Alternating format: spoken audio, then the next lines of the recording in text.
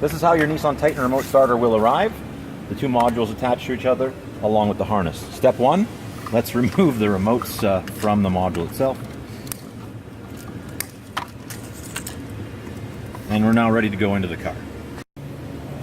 Okay, Nissan Titan dash removal for our plug-and-play remote start installation.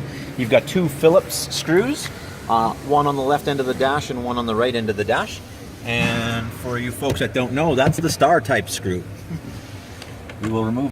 All right, once your two screws are removed, the dash actually just simply pulls off. You'll have some switches here that need to be unplugged. Now that your dash is off, disconnect these connectors, push the tab and pull. You may need a screwdriver or something to push the tab on some of these. And now your dash is off, and set that aside. Once your plastic dash panel is removed, we have a metal dash panel we need to get out of the way. This is held in with 10mm bolts, 4 of them. So we're just going to zip this off.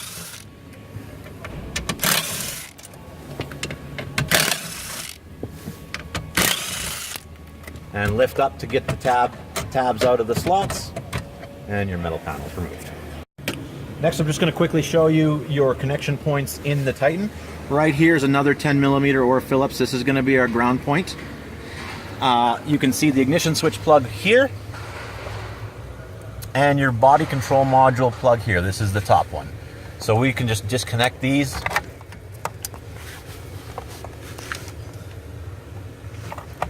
A little tight. Yeah, okay. We'll edit some of that out, but that's okay. Ignition switch plug out, and we will undo this 10mm as well at the same time. Now we can get the module ready to be put into the truck. Yep. Okay, what we're going to do is get our module put in where we want it to be. We're going to fish our two main leads behind this bar, and along with our hood safety wire, required safety accessories.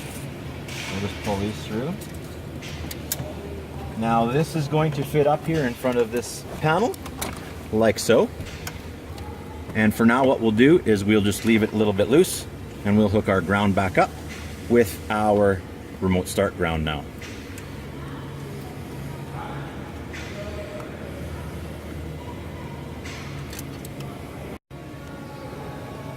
Okay, now we're going to plug in our ignition switch and our body computer connectors. We've already unplugged the ignition switch, so we can plug this in. Make sure it snaps all the way in. Do the same with the other end. So now your ignition switch is done. Let's take our body control plug. Notice that the locking tab actually goes down, not up. So plug it into the computer first. Snap it in all the way. Now plug the computer harness into ours. Okay, so now at this point, we're ready to install our hood safety switch. Okay, we need to get our hood safety wire out under the hood. And what we're using to poke through the firewall is we've got a piece of fish tape that we've sharpened the end on. You can use something like a coat hanger that's been ground down a little bit, or anything else sharp and strong and pointy that you can poke through the firewall. Now what we're going to do is we're going to run this through the hood release cable grommet, because this grommet is easy to get to and the wire length is designed to be wrapped, tied onto the hood release cable so it doesn't get in the way. So we're going to poke our rod through, and as simple as that, it's actually poked through and it's come through the other side. Okay, so we're going to put some tape on here. We actually put a fair bit of length on. It just makes it stronger in case it gets caught. But the Titan's pretty easy to get through without much problems. If you run into issues with it getting through the firewall, apply a little bit of lubricant, whether it be WD-40 or silicone or something like that. Then this tape section will slide through the firewall much better. Okay, so now we're done there. We're going to go out under the hood, and we're going to... So our rod has come through up top here above the ABS module, and we're just going to pull, and our wires come all the way through. So now we're going to take our hood safety wire And we're going to just zip tie it to this hood release cable to make sure it stays out of the way of your pedals and whatnot.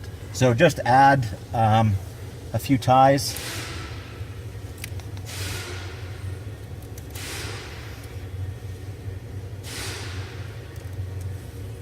All right, we're going to drill our hole for our hood safety pin using a 5/16 drill bit. Now this truck has an aftermarket airbox, but if you've got a stock airbox, you've got lots of room. We're going to drill up here towards the front because back here there's a line that's in the way, so you don't want to wreck anything. Make sure you're not too far in where you actually hit the sidewall. We want to just drill straight down and through.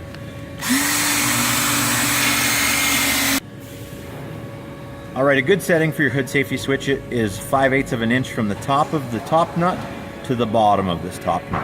Now we've got our star washer and our other nut. We're going to pop this in. Make sure the star washer goes in from underneath, in between the nut and the body of the hood switch. Using a 12mm wrench, we are just going to tighten our hood switch down. This nut here. Just a couple of spins and she'll be nice and tight. Okay, now that our hood safety switch is mounted, we are going to finish the wiring.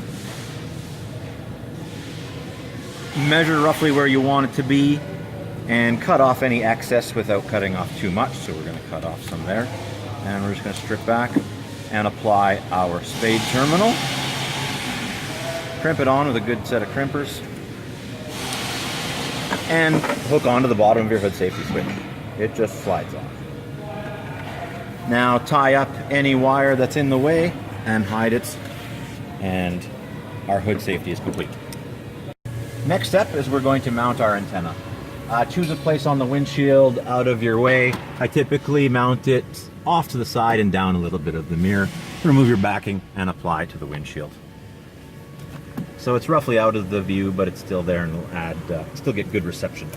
Now we're going to tuck the cable into the headliner. Just pull down gently and tuck the cable in. So we're going to come around to the side. We're going to pull off your weather strip here. Just grab it and pull. This will give us access to tuck the cable in. Now we're just going to loop it through the A-pillar cover and do the same thing on the inside and tuck it in and tuck any remaining into the roof, and you're good there. Now we're going to pull the cable down through here and reapply our weather stripping, which will hold the cable into place. All right, so we'll bring the antenna cable through this empty space between the metal and the plastic of the dash, pull it through, and we're going to plug it into the antenna port on the end of the remote start module, which is like that. We'll pull excess slack through. Because you are coming along a metal edge there, try not to damage the cable.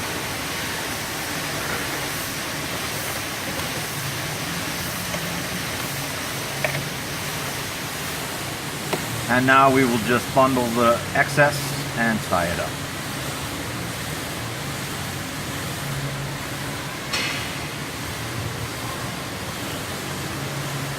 Once tied up, we'll actually just tuck it inside the corner of the dash, and when we mount the module, it'll all be out of the way.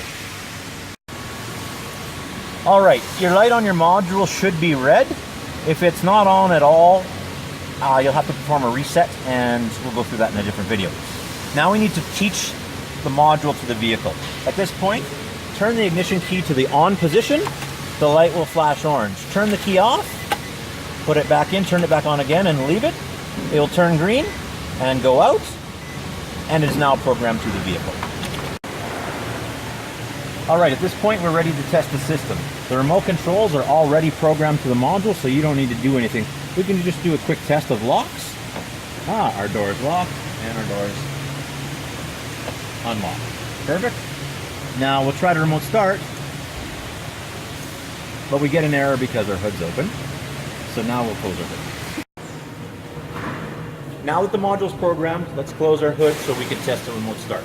The remote start will not work with the hood open if you did your hood safety correctly. So, simply press the start button on the remote for a couple of seconds, and your lights will come on, flash, the dash should power up, and the truck will start and run.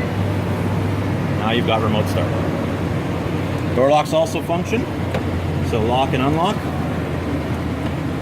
So you can now leave your factory Nissan remote at home. You don't need it because your Astro Start will do it for you. Okay, now that our truck is running on remote start, we're going to just test our safety features. The most important one being brake shutdown. So if somebody breaks in and steps on the brake, the engine should shut off, which it does. So we're successful there. Now we'll start it again, and we will test our hood safety. Engine running under remote start. If we pop the hood, the engine should shut off, which it does. So our safety is in place. Now we're going to finish tying up and cleaning up the installation. Notice roughly where the fuse holder is, there's a bundle of wires. We're going to actually tie this wire to that wire to prevent it from rubbing against the metal over the long term. Just apply your zip tie and make sure that it's out of the way. And you can now apply ties to the module area. You can use the harness itself.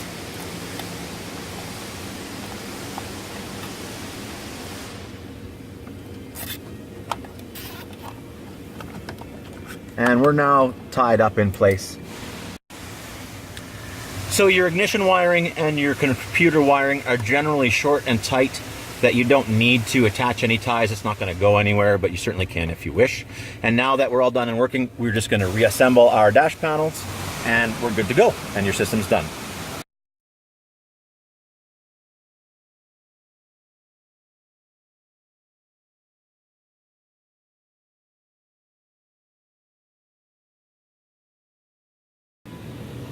All right, your system is pre-programmed out of the box and it should work fine. However, in some situations, if you run into an instance where the truck doesn't actually start, it cranks and fires and then retries, we can add some more crank time and we can teach your particular truck to the module for better starting. To do that, all you need to do is start the vehicle with the key. Make sure it's below about 1500 RPM, and within 10 seconds, press and hold the button on the antenna until the light comes on and you can let go. We've now learned this exact truck to the remote starter, and you should have accurate starting every time.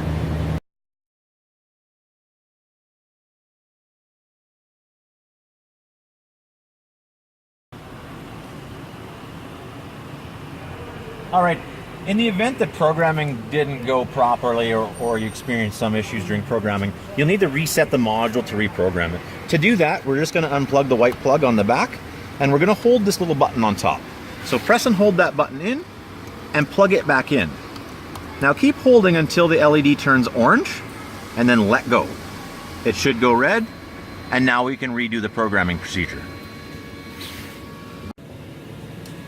So again, the security programming procedure is simply to turn the key to the on position. LED will flash orange, turn the key off, and turn it back on, and it'll go green and out, and you're now programmed.